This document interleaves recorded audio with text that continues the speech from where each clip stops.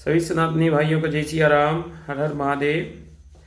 आज से हम लोग युद्ध कांड के बारे में बात करेंगे श्री वाल्मीकि रामायण में, और तुलसी जी का भी रामायण में रामचरितमानस में सुंदर कांड के बाद युद्ध कांड आता है। तो आज से हम आपको युद्ध कांड के बारे में बताने का प्रयास करेंगे। तो हनुमान जी राम जी को सीता माता का पता बता देते हैं, सारा वृत्तांत सुना देते हैं कि माता सीता किस प्रकार से लंका में अशोक वाटिका में रह रही हैं। श्री राम जी महाराज से यह नहीं देखा जाता है, वे तत्काल उसी क्षण अभिजीत मुहूर्त में दोपहर के समय में समुद्र के तट की ओर पूरी सेना के साथ आगे बढ़ जाते हैं और अतिशीघ्र समुद्र के किनारे पहुंच जाते हैं। और फिर यह सोचने लगते हैं कि अब इस समुद्र को पार कैसे किया जाए। इसके ऊपर सारी वानर सेना मिलकर के विचार विमर्श करने लगते हैं। इधर रावण को भी यह समझ में आ ही गया था कि जब हनुमान यहां से चले गए हैं तो अवश्य श्री राम को वे सीता माता का पता बता दिए होंगे, सीता जी का पता बता दिए होंगे।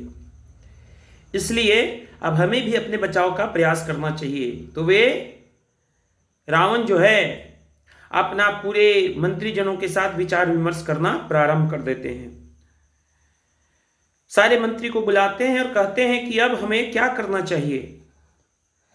लेकिन उनके मंत्री भी उनके चापलूस होते हैं और रावण को गलत सलाह देना प्रारंभ कर देते हैं। जिस राजा का चापलूस मंत्री हुआ तो उस राजा का विनाश होना निश्चित है। जो मंत्री बिना डरे बिना मृत्यु का भय किए राजा से केवल सत्य बोलता है और राजा भी सोच समझकर उसकी बात को स्वीकार करता है, तो वह राजा अधिक दिनों तक राज्य का संचालन करता है। लेकिन जिस राजा के मंत्री चापलूस हों और अपने राजा को गलत सलाह देते हों और राजा भी उस गलत सलाह को बिना विचारे मान लेता हो, तो उसका विनाश निश्चित हो जाता है। तो रावण के जो मंत्री थे उसके अगल बगल वे बहुत ही उसके चापलूस थे, उसको गलत सलाह देना प्रारंभ कर दिए कि आपको राम से डरने की कोई आवश्यकता नहीं है। आप तो तीनों लोकों को जीत चुके हैं, यहां तक कि आप इंद्र को भी जीत चुके हैं। आपके पुत्र जो इंद्रजीत हैं वे भी स्वर्गलोक को और इंद्र को जीत चुके हैं, इसलिए उनका नाम इंद्रजीत पड़ा है। और कई सारे आपके पुत्र हैं जिनसे लड़ना अच्छों की बस की बात नहीं है। तो भला आपका कौन क्या बिगाड़ लेगा। इसलिए आप निश्चिंत होकर के अपना शासन चलाइए और राज भोगिए। विभीषण भी उन मंत्रियों की बातों को सुन रहे होते हैं, लेकिन विभीषण रावण के भाई होते हैं और इसलिए वे रावण को सही सलाह देते हैं कि हे भ्राताश्री, आप सीता जी को लौटा दीजिए। सीता जी कोई साधारण स्त्री नहीं है, पराई स्त्री विनाश का कारण होती है। जो पराई स्त्री का संग करता है तो तत्काल विनाश उसके द्वार पर आकर के खड़ी हो जाती है। इसलिए आपको चाहिए कि सीता को आप अति शीघ्र श्री राम जी को लौटा दें, क्योंकि वो साक्षात भगवती हैं और जो पराई स्त्री का संग करता है सनातन इतिहास में भी उसका विनाश हुआ है। लेकिन रावण के ऊपर मद मोह अहंकार हावी रहता है, इसलिए वह विभीषण की बात को अस्वीकार कर देता है और उन्हें अपने राजभवन से राजसभा से विदा कर देता है। उसके बाद वह कुंभकर्ण को जगाता है।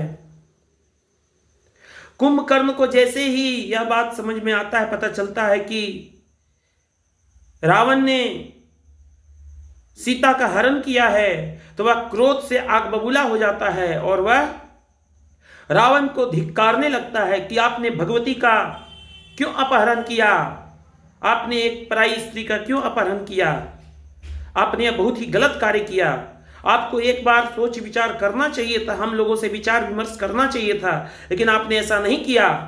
और जब विनाश आपके द्वार पर आकर के खड़ी हो गई है, श्री राम की सेना समुद्र के उस पार खड़ी हो चुकी है, तब आपको विचार विमर्श करने का सूझा है। इस प्रकार से कुंभकर्ण रावण को धिक्कारने लगते हैं,